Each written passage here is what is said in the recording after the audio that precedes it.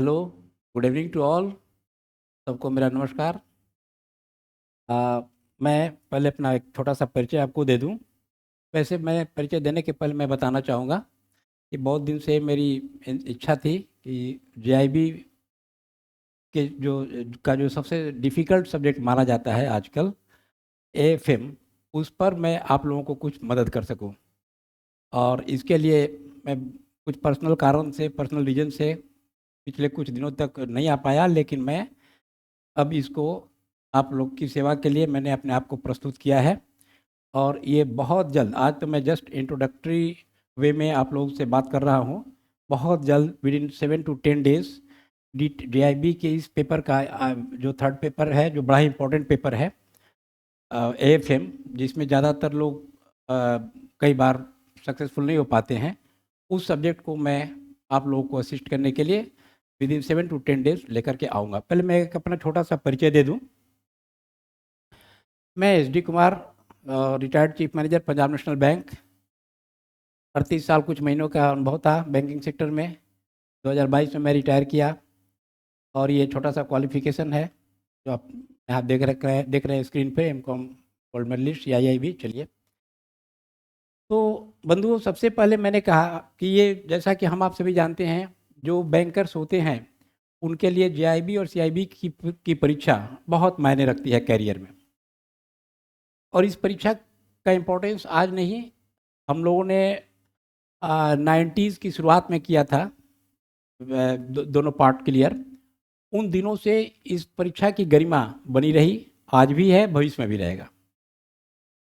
क्योंकि इंस्टीट्यूट ने दोनों पेपर्स को, पहले हम लोग के ज़माने में इसे आईआईबी बोलते थे, इंडियन इंस्टीट्यूट ऑफ बैंकर्स। अब ये Indian institute of banking and finance हो गया। वो कल्चर चेंज हुआ। जो भी हो, इतनी बेहतरीन ढंग से उन दिनों में भी था, केवल उस समय डिस्क्रिप्टिव मोड में हम लोग को आंसरिंग करना होता था। और आजकल आप लोग एमसीक्यूज़ के वे में जाते हैं, इसका आंसरिंग करने का पैटर्न बदल गया है। लेकिन ये सिलेबस की डिजाइनिंग, इसका फ्रेमवर्क इंस्टीट्यूट द्वारा इतना स्ट्रांगली और इतने डीप वे में किया गया है कि वाकई यदि सीआईबी कर लिया जाए, जो हम लोग के ज़माने में सीआईबी पार्ट 1 पार्ट 2 बोलते थे, आजकल जेआईबी और सीआईआईबी बोलते हैं, जैसा आप सभी बैंकर्स जानते हैं। तो थॉरो स्टडी यदि इसका ईमानदारी से कर लिया जाए, even not to talk of 70 और 75% marks, even just if you are qualifying by dint of your hard labour, you are just qualifying in all the papers well, 50, 52, 54 भी आप लाते हैं, तो आपके पास इतना थियोरेटिकल लैंग्वेज, प्रैक्टिकल नॉलेज तो आप daily वहाँ ले रहे हैं अपने ब्रांचेज में, बैंकिंग सेक्टर में, जहाँ भी आप काम कर रहे हैं। लेकिन थ्योरेटिकली आप इतना स्ट्रांग हो जाते हैं कि whatever decision you have to take in future while working at vital post like branch heads, executives like chief manager, AGM, DGM, whatever you are, तो हर स्टेज पर आपको ये पढ़ी हुई चीज़ें काम आएगी। तो इसीलिए बहुत लोगों का डिमांड भी था, जो मेरे क्लोज सर्किल में कुछ मेरे फ्रेंड्स हैं, कि उनका कहना था, वैसे मैं अपने आप को वैसा कुछ नहीं समझ रहा हूँ, लेकिन उनका कहना था कि you are underutilised after retirement, and by underutilising yourself you are putting other persons at loss because they are not in a position of getting benefit of your talent। मैं talented बहुत ज़्यादा नहीं हूँ, लेकिन थोड़ा बहुत जो आप लोगों से शेयर करूँगा, हो सकता है आप लोग के काम आए।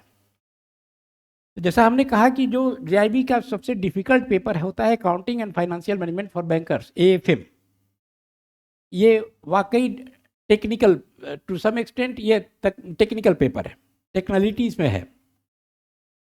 हम लोग कॉमर्स बैकग्राउंड से थे, पर्टिकुलरली जो नॉन कॉमर्स बैकग्राउंड से हैं, क्योंकि बैंक में तो साइंस, आर्ट्स, कॉमर्स सबके लड़के आ रहे हैं, सभी सब लड़के कहें या जो कैंडिडेट्स हैं सभी आ रहे हैं। तो जो नॉन कॉमर्स कैंडिडेट्स हैं उनके लिए ये काफ़ी टेढ़ा पेपर हो जाता है, क्योंकि इस पेपर में टेक्निकलिटी बहुत है। और ये हम लोगों ने कॉमर्स में, मैं जैसा आपने देखा, मैं एमकॉम हूँ, तो कॉमर्स में जो हम लोगों ने मैनेजमेंट अकाउंटिंग और बुक कीपिंग में जो कुछ पढ़ा था, अकाउंटेंसी में जो कुछ पढ़ा था, उस सब को किसी न किसी रूप में उन चैप्टर्स को इस पेपर में घुसाया गया है। बहुत ही इंपॉर्टेंट पेपर है। डिफिकल्ट तो निश्चित रूप से है ये, बहुत सारा पेपर्स है जो जेआईबी सीआईबी में आप थ्योरेटिकली स्टडी करके उसको निकाल सकते हैं, but here you are bound to go through the concept well. पहले आपको कंसेप्ट को समझना होगा, इसमें न्यूमेरिकल्स भी आते हैं, लेकिन डिफ़िकल्ट बिल्कुल इतना डिफ़िकल्ट नहीं है कि इसके लिए हाय तौबा मचाया जा सके और आप इसके लिए फ्रस्ट्रेटेड हो। एक छोटी सी बात मैं और शेयर करूँगा जो कॉन्टेक्चुअल उतना नहीं है, but just to motivate you. मेरी छोटी बिटिया 2023 के जनवरी में आरबीआई में डायरेक्ट ग्रेड बी में निकाली, अभी मैनेजर के रूप में पोस्टेड है आरबीआई पे। तो उस जो फर्स्ट टाइम ये दे रही थी इसका फर्स्ट टाइम तो उसने थोड़ी सी लापरवाही से लिया एग्ज़ाम, क्योंकि नई नई नौकरी थी, अच्छी नौकरी मिली हुई थी, थोड़ा रिलैक्स थी। सेकेंड टाइम मैंने कहा कि सारा paper you have to clear, तो उसने एएफएम उसके लिए भी थोड़ा टेढ़ा पेपर था, मेरा हल्का गाइडेंस मिला, and to your surprise at the very first attempt, जो इसके लिए जब सीरियसली फर्स्ट अटेम्प्ट, पहला अटेम्प्ट जो उन्होंने लिया था जेआईबी का, कोई बहुत सीरियसनेस नहीं था उसमें, eight the very first attempt she qualified in the paper with more than 70% marks.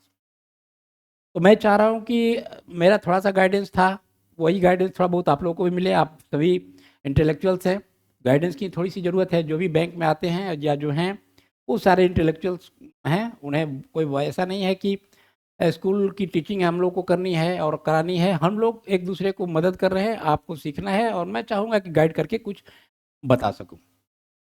4 modules होता है इसमें, हर आप जानते हैं कि जेआईबी सीआईबी के पेपर्स जो है उसका सिलेबस मॉड्यूल्स में बटा हुआ है।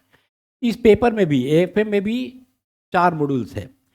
एक चीज़ मैं बोलना चाहूँगा अभी मॉड्यूल्स में आने के पहले कि you have to keep yourself balanced between gaining knowledge and qualifying the exam. अब आप कहेंगे मैंने ये क्या बोल दिया। आपको नॉलेज तो गेन करना ही है। सीआईबी की जो दोनों परीक्षाएं हैं, मतलब जेआईबी और सीआईबी जो आप करते हैं, उसका पर्पस यही है कि बैंक में आने के बाद you should have a depth knowledge of banking.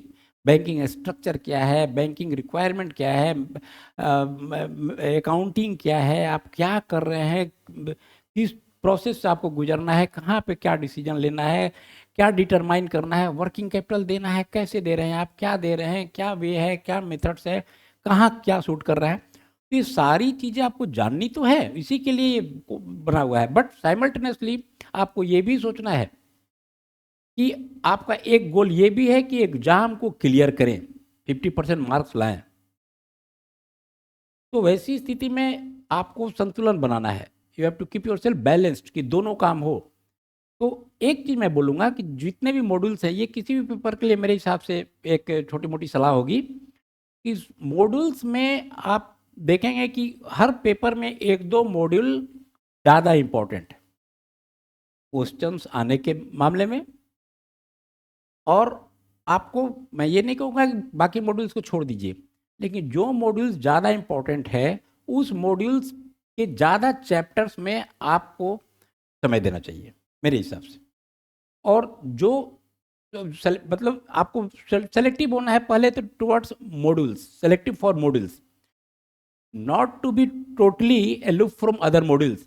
लेकिन जो मॉड्यूल आप चुन रहे हैं 4 में, मान लीजिए 2 हम लोग यहाँ चुनेंगे, मेरे हिसाब से मैं चारों में आपको पढ़ाऊंगा लेकिन बताऊंगा, लेकिन 2 मॉड्यूल जो हम लोग चुनेंगे उसका पर्पस है कि मैक्सिमम स्कोरिंग उस मॉड्यूल से हो, और होता है, क्वेश्चन भी जाते आता है, क्योंकि वो ज़्यादा क्लोजली है, तो सारे मॉड्यूल्स रेलिवेंट आपके लिए, लेकिन वो आपके बैंकिंग सिनारियो से ज़्यादा क्लोजली अटैच्ड, और इसलिए उन मॉड्यूल से, जैसे यहाँ पर हम लोग देखेंगे मॉड्यूल 1, मॉड्यूल ए और मॉड्यूल बी, मॉड्यूल ए और मॉड्यूल बी, ये आप देखेंगे जैसे जैसे हम लोग आगे बढ़ेंगे। आज ब्रीफली मैं इंट्रोडक्शन दे रहा हूँ इस सब्जेक्ट का, और आपको बताने के लिए आया हूँ कि मैं बहुत जल्दी 7 to 10 डेज़ के अंदर, क्योंकि मेरा डिसीजन थोड़ा लेट हुआ अभी ये शुरू करने का, विदिन 7 to 10 डेज़ हम लोग आएंगे और उसके बाद हम शुरू करेंगे। आज जस्ट आपको मैं एक खाका दे रहा हूँ, एक फ्रेमवर्क आप देखेंगे कि क्या हमें पढ़ना है, क्या पढ़ना चाहिए, क्या क्या आपके सिलेबस में है। तो आप मेरी सलाह यदि मानते हैं तो मॉड्यूल ए और मॉड्यूल बी पर ज़्यादा कॉन्सेंट्रेटेड रहिए। सी और डी में हम लोग बहुत सेलेक्टिव रहेंगे, जैसे उसमें भी आगे भी आप देखेंगे सी और डी में भी कोई कोई चैप्टर ऐसा है जो आप छोड़ नहीं सकते हैं, रेशियो एनालिसिस आप देखेंगे आगे। लेकिन हाँ, यहाँ पर ये जो चीज़ें हैं ए और बी में I don't think you have to be selective at all. अब जैसे देखिए मॉड्यूल ए में क्या क्या चीज़ें हैं, तो हमने आपसे क्या कहा, ये paper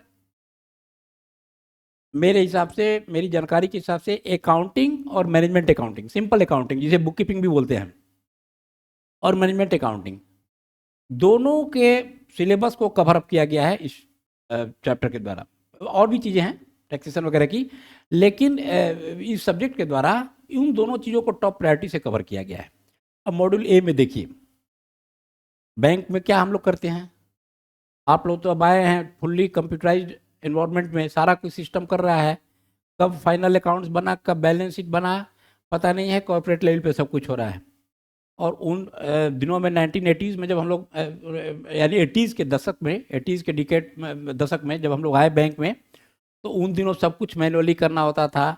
profit and loss account हम लोग बनाते थे, जिसको आज भी बनता है रेवेन्यू, लेकिन अब वो उसका मतलब नहीं रहा, क्योंकि वो कॉर्पोरेट लेवल पे या निचले लेवल पे, सर एडमिनिस्ट्रेटिव लेवल पे ही, एडमिनिस्ट्रेटिव ऑफिस के लेवल पे ही सारा कुछ हो जाता है, ब्रांच लेवल तक बातें नहीं पहुँचती हैं।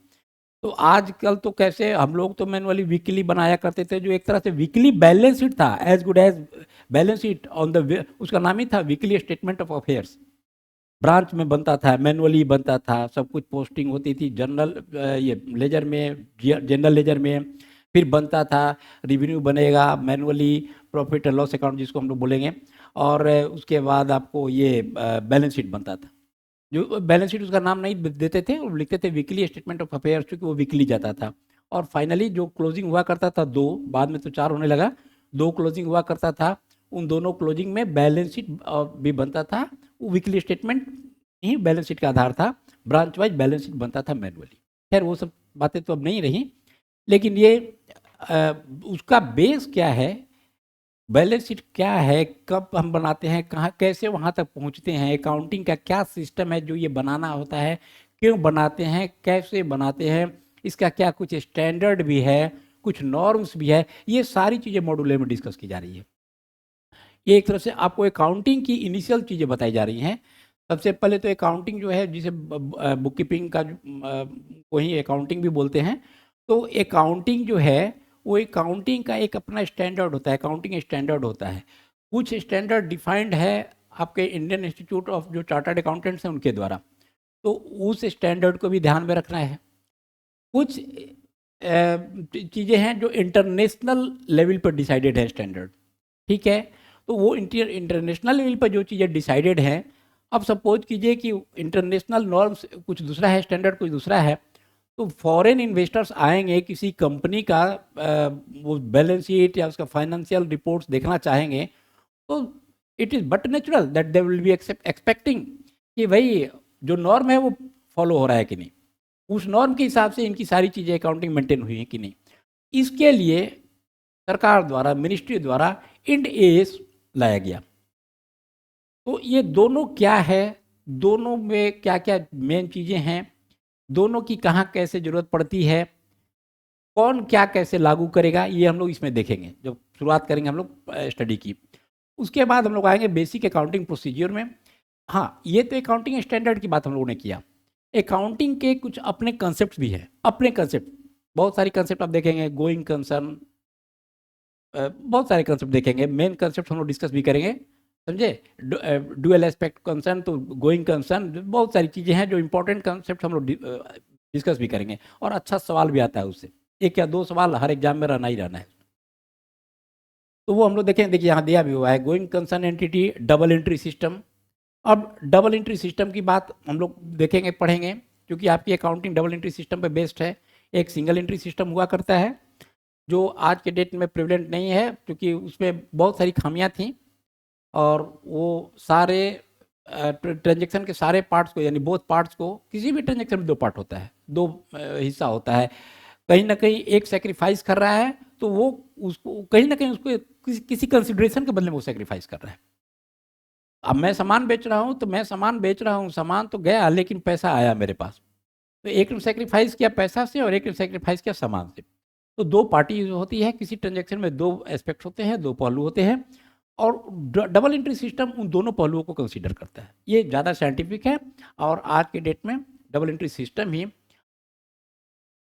इंटरनेशनली भी लगभग बहुत जगह इसको एक्सेप्ट किया जा रहा है। तो इसके विषय में हम लोग देखेंगे, डबल एंट्री सिस्टम के विषय में। फिर जो इनिशियल चीज़ें हैं कि डबल एंट्री सिस्टम तो हमने अपना लिया, अकाउंटिंग अब हमें करनी है। अब हम कैसे कैसे शुरुआत में कोई ट्रांजैक्शन होता है, छोटा सा ट्रांजैक्शन होता है, आप स्टेशनरी खरीदने के लिए 500 रुपया दिए पीएम को कि जाओ इसको पैसा, ये 500 रुपये का स्टेशनरी खरीद के ले आओ। पैसा आपने दिया ब्रांच से, वो क्या कैसे आप उसको करेंगे, कहाँ वो जाएगा, क्या डेबिट होगा, क्या क्रेडिट होगा, पैसे का हिसाब होगा ना, सामान आएगा, पैसा जा रहा है।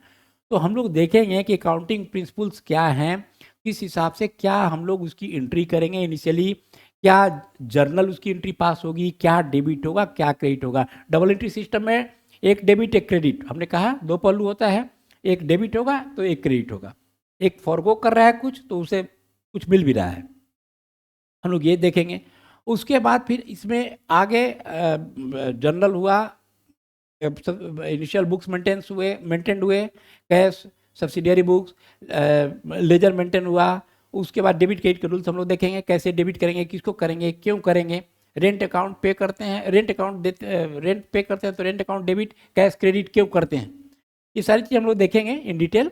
उसके बाद हम लोग फिर आगे देखेंगे कि अब होता क्या है कि सारी सावधानियों को बरतने के बावजूद भी कहीं कहीं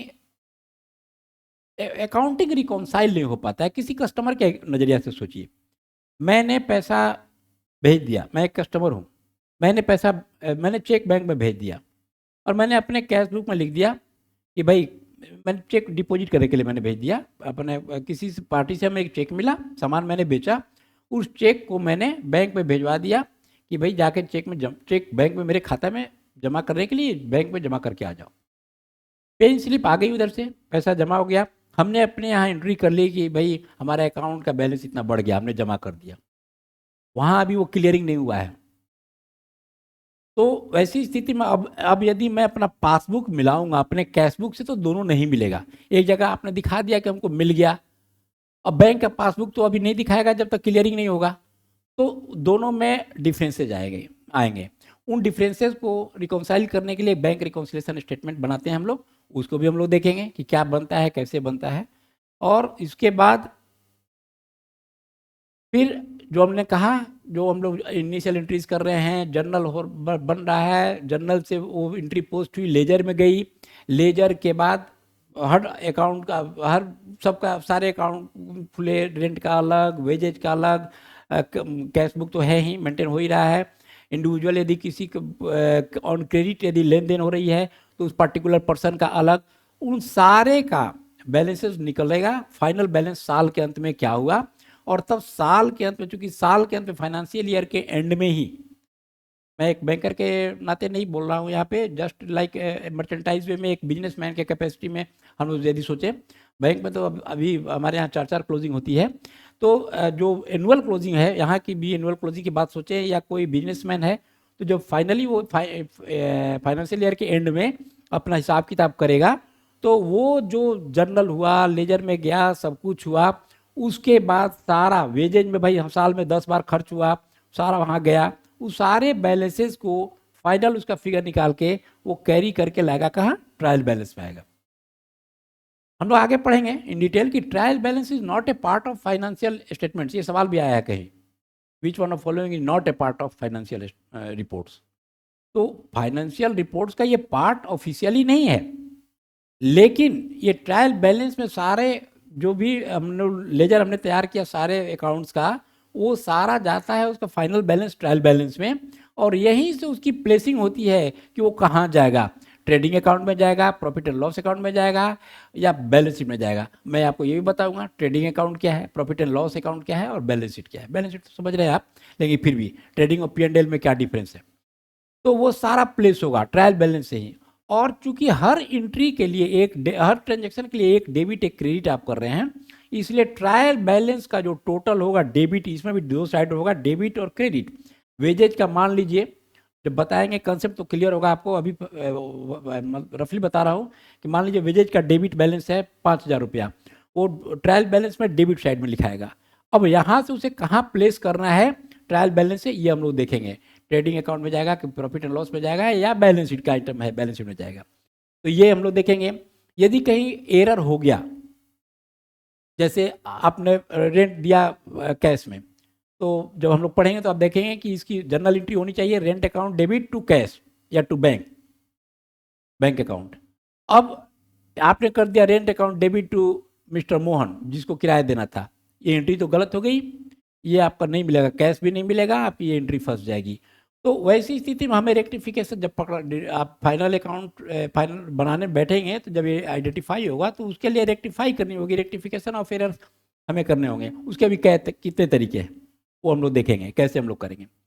फिर हम लोग समझेंगे कैपिटल एंड रेवेन्यू एक्सपेंडिचर। ये तो आप कैपिटल रेवेन्यू एक्सपेंडिचर का और receipt, capital and revenue receipt का डिस्टिंक्शन आप पहले भी जानते होंगे, ये बताएंगे हम।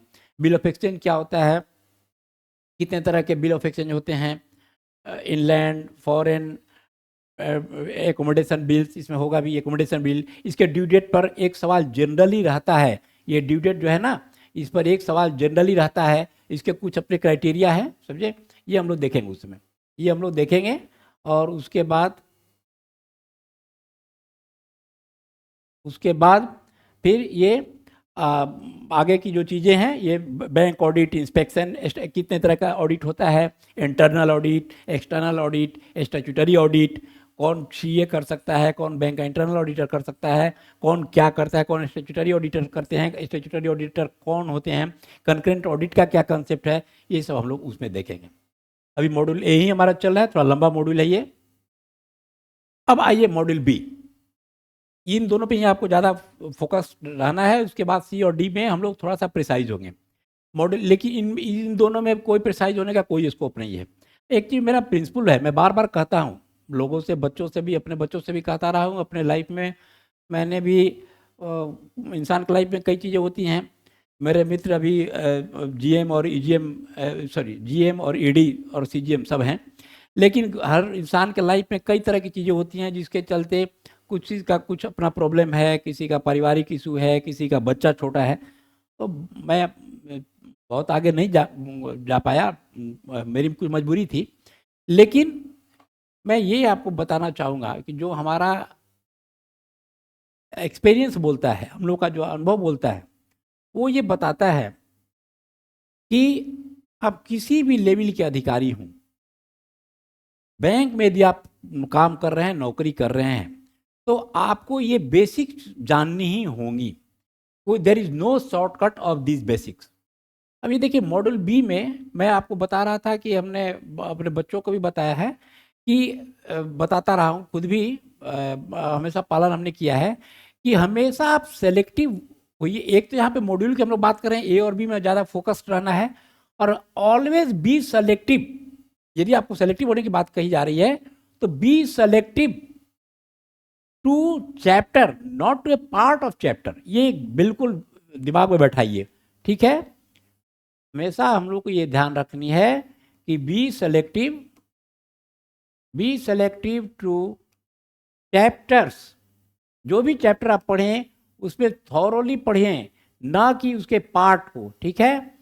अब ऐसा नहीं है कि आप ये एडजस्टमेंट एंट्री पढ़ रहे हैं तो या बैलेंस शीट आप पढ़ रहे हैं, बैलेंस शीट का स्टडी कर रहे हैं, तो आपको ये बताना पड़ेगा। पूछा जा सकता है आपसे, यदि आप नेटवर्क जान रहे हैं तो इंटेंजिबल नेटवर्क टेंजिबल नेटवर्क क्या है ये भी आपको जानना पड़ेगा। यदि आप नेटवर्क का निकालने का एक तरीका जानते हैं, जो अक्सर लोग एक ही तरीका जानते हैं, कैपिटल प्लस रिजर्व्स, लेकिन उसका जो दूसरा तरीका है वो भी आपको जानना पड़ेगा। वो दूसरा तरीका क्या है, थोड़ा सा मैं फिर डेविएट होऊंगा। मेरी बिटिया जब कोलकाता में आरबीआई का इंटरव्यू दे रही थी, बड़ा टफ एग्जाम होता है ग्रेड बी का, आप लोग जानते भी होंगे, तो मैं अपने हिसाब से कर रहा था गाइड उसको। वो थोड़ा सा बोल भी रही थी कि पापा ये क्यों बता रहे हैं, हर जगह तो यही मिलता है कि भाई नेटवर्क कैपिटल प्लस रिजर्व, जो उसका प्रॉफिट है, एक्यूमुलेटेड प्रॉफिट्स का जो पोर्शन बचा हुआ है या जो फ्री रिजर्व के रूप में पड़ा हुआ है, plus capital, reserve plus capital. तो आप ये दूसरा तरीका क्यों बता रहे हैं? मैंने उसको बताया था कि नहीं बेटा, इधर से भी चलो, तो मान लो सवाल में वो नहीं रहेगा ऑप्शन, तो क्या करोगी, total assets minus all outside liabilities, result वही है, बच गया क्या, कैपिटल प्लस रिजर्व। बोर्ड में पूछ दिया गया कि आप कैसे निकालेंगे नेटवर्क, कैसे निकालेंगे। उसने कहा दो तरीके से, कोई सीनियर अथॉरिटी थी इंटरव्यू बोर्ड में, उन्होंने बोला कि आर यू ए बैंकर, जब ये बताई उसके बाद तो नो नो मैम, लेडी थी। तो then how you know both the methods? Generally people discuss only the first method, capital plus reserves. तो मेरा ये कहना है कि आपको जानना है, यदि जान रहे हैं तो सब कुछ जानिए। बैलेंस शीट जान रहे हैं तो आपको सब कुछ जानना पड़ेगा। कंपनी का अकाउंट स्टडी कर रहे हैं, शेयर कैपिटल आप जान रहे हैं तो आपको सब जानना पड़ेगा। शेयर इशू कैसे होता है, शेयर रिडीम्पशन कैसे होता है, शेयर कितने तरह के होते हैं, इक्विटी कैपिटल को और क्या क्या बोलते हैं, उसका और क्या नाम है, ऑर्डिनरी कैपिटल और प्रेफरेंस कैपिटल में क्या डिफरेंस है, किस मामले में दोनों में प्रेफरेंसेस है, सॉरी प्रेफरेंस शेयर्स का क्या क्या प्रेफरेंसेस है ऑर्डिनरी शेयर होल्डर के मुकाबले, मीटिंग में कौन शामिल हो सकता है, जनरल बॉडी मीटिंग में, इंपॉर्टेंट मीटिंग में कौन जा सकता है, कौन ओरिजिनल मालिक है कि इसको ओनर ऑफ द कंपनी बोलते हैं। तो इस बहुत सारी चीज़ें हैं। तो इस तरह से आपको जब स्टडी करेंगे आप तो देखेंगे कि चैप्टर यहाँ पे ए और बी मॉड्यूल में कोई शॉर्टकट नहीं है। आपको सारे चैप्टर्स के प्रति यहाँ सर ये तो पूरा का पूरा मॉड्यूल नहीं है, आपको सेलेक्टिव होना है, इसमें तो कोई ऑप्शन है नहीं, ये यहाँ सेलेक्टिव होने की बात नहीं है। सी और डी में हम देखेंगे या बाकी पेपर में जहाँ सेलेक्टिव होने की बात कही जा रही हो वह चैप्टर्स में सेलेक्टिव होइए, उसके पार्ट में नहीं, ये नहीं पढ़ेंगे वो नहीं पढ़ेंगे, नो, ये ऐसा नहीं चलेगा कि आप वर्किंग कैपिटल असेसमेंट में नायक कमेटी की रिपोर्ट जान गए, प्रोजेक्टेड टर्नओवर रेशियो से जान गए और उधर आपको ट्रेडिशनल मेथड जान गए, सेकंड मेथड ऑफ लेंडिंग जान गए और किसी ने पूछ दिया कि भाई थर्ड मेथड ऑफ लेंडिंग में करंट रेशियो क्या बनता है, फर्स्ट मेथड ऑफ लेंडिंग में क्या बनता है current ratio, how to calculate current ratio, दोनों में हाँ how to calculate current ratio. तो ये सब चीज़ें आपको जाननी पड़ेगी, उसका कोई शॉर्टकट नहीं। ये हुआ। फिर इसी में मॉडल व्यू में हम लोग कंपनीज अकाउंट में डिटेल में share capital types, issue, balance sheet का क्या क्या फॉर्म होता है और कंपनी का क्या उसका फॉर्म है, बैलेंस शीट का डिवाइड मतलब डिवाइड फॉर्मेट है कि आप इस फॉर्मेट में बनाएंगे। फिर cash flow fund flow statement क्या होता है, ये बड़ा इंपॉर्टेंट है cash flow fund flow statement, और ये फाइनेंशियल स्टेटमेंट का ही एक हिस्सा है। तो ये दोनों में क्या डिफरेंस है, क्यों हम लोग बनाते हैं। उसके बाद कंपनी का फाइनल अकाउंट, उधर तो आपने मॉड्यूल में देखा केवल हम लोग जनरलाइज कर रहे थे और लेजर तक ही हम लोग लिमिटेड थे। अब यहाँ पे आप उसको प्लस उसमें ट्रायल बैलेंस तक आपने बनाया, वहाँ सॉरी ट्रायल बैलेंस तक आपने बनाया। अब ट्रायल बैलेंस से प्लेस करके फाइनली फाइनल अकाउंट अब बना रहे हैं मॉड्यूल बी में। तो यहाँ पे ये सारी चीज़ें आपको देखनी होगी। एक कंपनी का, बैंकिंग इंडस्ट्री का भी होगा कहीं under yes requirements under the banking regulation act 1949, ये फॉर्मेट डिवाइस्ड है कि आपको इसी फॉर्मेट में बनाना है। चीज़ें वही रहती हैं, अपने वे में उसको प्लेस किया जाता है कि कौन सी आइटम कहाँ रहेगा, क्या रहेगा, क्यों रहेगा। और ये फिर CBS और कंप्यूटराइज्ड अकाउंटिंग है, ये देखनी होगी आपको। आजकल तो सभी हम लोग CBS में काम कर रहे हैं, इस पर भी एक छोटा मोटा को मैं क्लास दूंगा। अब ये रहा मॉड्यूल सी। यहाँ सी और डी में आप थोड़ा सा सेलेक्टिव हो सकते हैं, वो हम समय आएगा तो मैं बताऊंगा। लेकिन इसमें भी मैंने जो बताया ना, कुछ चैप्टर्स हैं जिसमें बिल्कुल सेलेक्टिव आप नहीं हो सकते हैं। For example ratio analysis, I think this is one of the most important aspect of the most important aspect for the bankers, because whenever you are going to scrutinize any statement of any firm, any company, or whenever you are going to go through the credentials of a particular borrower or any person, ratio analysis की महत्व वहाँ पे बहुत बढ़ जाती है। उसके बिना आप डिसाइड नहीं कर सकते हैं कि ये आदमी मेरे लायक है या नहीं, मैं इसे लोन दे सकता हूँ कि नहीं, ये फर्म कैसी है, ये कंपनी कैसा है, ये मैं क्या कर सकता हूँ, इसको क्या नहीं कर सकता हूँ, बाकी से भी कंपैरिजन हमें कर, हम सारा चीज़ हम वहाँ पे देखेंगे। रेशियो एनालिसिस में बहुत सारे रेशियोज होते हैं, activity ratios, profitability ratios, leverage ratios, liquidity ratios, सबसे इंपॉर्टेंट है लिक्विडिटी रेशियोज, जिसमें करंट रेशियो, क्विक रेशियो, बहुत सारी चीज़ें हैं। फिर हम लोग आगे इन सब में देखेंगे डेट इक्विटी रेशियो, जो भी है सारी चीज़ हम लोग यहाँ देखेंगे। तो इसमें आप बिल्कुल सेलेक्टिव नहीं हो सकते हैं। और जो अभी मैं वर्किंग कैपिटल की थोड़ी देर पहले आपसे बात कर रहा था, इस चैप्टर को भी आप नहीं छोड़ सकते। ये वर्किंग कैपिटल साइकिल क्या है, कैश मैनेजमेंट क्या है, क्रेडिट पॉलिसीज क्या है, बैंक फाइनेंसिंग स्कीम्स क्या है, वर्किंग कैपिटल मैनेजमेंट के लिए कौन कौन से मेथड्स हैं, ये आपको जानना होगा। जैसे 3 मेथड प्राइमरीली ज़्यादा इंपॉर्टेंट है, जो टर्नओवर मेथड है अप टू सर्टेन लिमिट, वो turnover method, projected turnover method नए कमिटी रिपोर्ट के हिसाब से वो हम फॉलो करते हैं। अदरवाइज फिर हमें सेकेंड मेथड ऑफ लेंडिंग में जानी होती है, जो टंडन साहब की रिपोर्ट के बाद जिसको हम लोग ने फाइनलाइज किया था। और ये कैश बजट सिस्टम भी है जिसमें हम लोग करते हैं, जैसे शुगर इंडस्ट्री वगैरह जो हम लोग आएंगे डिटेल उस समय। तो इन सब चीज़ें जहाँ पे transactions, numerous transactions per day हो रहा है, जैसे बहुत बड़ा एग्जांपल इसका है शुगर इंडस्ट्री वगैरह, तो वैसे केसेस में हम लोग जाते हैं कैश बजट सिस्टम में। तो उनसे हम लोग वर्किंग कैपिटल रिक्वायरमेंट निकालते हैं कि किसी का क्या है, ये हम लोग सारी चीज़ें वर्किंग कैपिटल मैनेजमेंट में देखेंगे। तो ये रहा मेरा मॉड्यूल सी। मॉड्यूल सी में मैंने जो आपको कहा, ऐसा नहीं है कि बाकी चैप्टर्स को हम लोग छोड़ेंगे, लेकिन ये दोनों को हम लोग किसी कीमत पर नहीं छोड़ेंगे। वो दोनों में आप समय ज़्यादा दे रहे हैं मॉड्यूल ए मॉड्यूल बी में, मॉड्यूल सी डी में थोड़ा सेलेक्टिव आपको होना होगा। उसमें पहले हम लोग इन दोनों चैप्टर्स को लेंगे, और इन दोनों चैप्टर्स के बाद फिर समय बचता है आपको या मुझे तो समय रहेगा, मुझे आपका भी सोचना है। तो ऐसी स्थिति में फिर हम लोग बाकी चीज़ों को देखेंगे कि क्या करना है। अब आइए मॉड्यूल डी। मॉड्यूल डी में उसी तरह जैसे मैंने आपको कहा, कुछ चीज़ें हैं जो बहुत ही इंपॉर्टेंट हैं, जैसे ये break even analysis, cost concept, classification of cost, prime cost क्या है, तो डायरेक्ट कॉस्ट क्या है, तो ये कॉस्ट क्या है, मार्जिनल कॉस्ट क्या है, मार्जिनल कॉस्टिंग क्या है, ब्रेक इवन एनालिसिस क्या है, ब्रेक इवन क्या होता है, PV ratio, profit volume ratio क्या होता है। अब ब्रेक इवन एनालिसिस में आप देखेंगे आगे, ब्रेक इवन होता है कि no profit no loss point, समय आएगा तो मैं बताऊंगा, वो ऐसा पॉइंट जहाँ पे ना कोई प्रॉफिट हो रहा है ना कोई लॉस हो रहा है, तो उससे ऊपर की स्थिति होगी तभी फायदे की स्थिति है, तभी वो अगला कोई कर्ज की अदायगी, ब्याज की अदायगी दे सकता है। तो हमें ये जानना होगा कि जो जिसे हम फाइनेंस करने जा रहे हैं, जिसके विषय में हम प्रपोजल कंसीडर कर रहे हैं, उसका ये क्या स्थिति है, ब्रेक इवन पॉइंट कहाँ पे उसका बनता है। वो सारे डाटा के आधार पर हम लोग ब्रेक इवन एनालिसिस करते हैं। कई फार्मूला है, जनरली लोग एक ही फार्मूला पे कॉन्सेंट्रेट होते हैं, फिक्स्ड कॉस्ट एफ गुना S divided by S minus V, fixed cost गुना sales divided by sales minus variable cost. लेकिन इसके बहुत सारे फार्मूला हैं, मैं समय आएगा तो आपको बताऊंगा।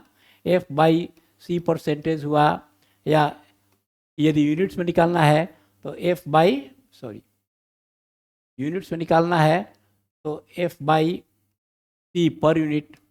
मान लीजिए मैं जान के गया ये वाला एफ गुना S S minus V, fixed cost गुना sales divided by sales minus variable cost. Variable cost क्या हम लोग देखेंगे, वेरिएबल क्या कॉस्ट का होता है, फिक्स्ड कॉस्ट क्या होता है, सेमी वेरिएबल क्या होता है, ये हम सारा चीज़ें देखेंगे। मान लीजिए ये सबसे इसका जो कॉमन फॉर्मूला है एफ गुना S divided by S minus V, लेकिन सवाल में आपको एस और भी है ही नहीं, क्या करेंगे आप?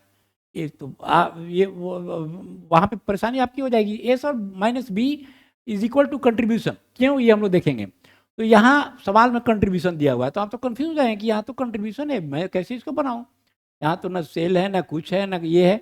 उसका फॉर्मूला अलग है, F divided by C percentage. यदि यूनिट्स में निकालना है कि भाई दो चीज़ें होती है ना, कि ब्रेक इवन कितना प्रोडक्शन पर वो है, कितने अमाउंट पर है, कितने अमाउंट का प्रोडक्शन पर वो ब्रेक इवन पॉइंट पे है, और एक है कि कितना यूनिट प्रोड्यूस कर रहा है तो वो ब्रेक इवन पे है, कितना यूनिट तक वो ब्रेक इवन की स्थिति पर है, उसके ऊपर प्रॉफिट होगा। तो मान लीजिए सवाल में केवल ये सवाल में पूछा गया, आपसे यूनिट्स की बात की जा रही है कि भाई आप यूनिट्स में बताइए कि कितना प्रोडक्शन पे वो ब्रेक इवन में है, उसका फॉर्मूला अलग है। तो ये सारी चीज़ें हम यहाँ पे देखेंगे इस चैप्टर। ये भी बहुत ही इंपॉर्टेंट चैप्टर है, cost concept, classification of cost, marginal costing and break even analysis. इसे मान के चलिए कि एटलीस्ट 2 से 3 सवाल तो रहना ही रहना है निश्चित रूप से। उसके बाद ये सब चीज़ें भी हम लोग देखेंगे। हाँ, ये इनकम टैक्स एक basic concept, head of income deduction chapter, ये सब चीज़ें बहुत सारी हम जानते भी हम लोग, इसको भी हम लोग देखेंगे।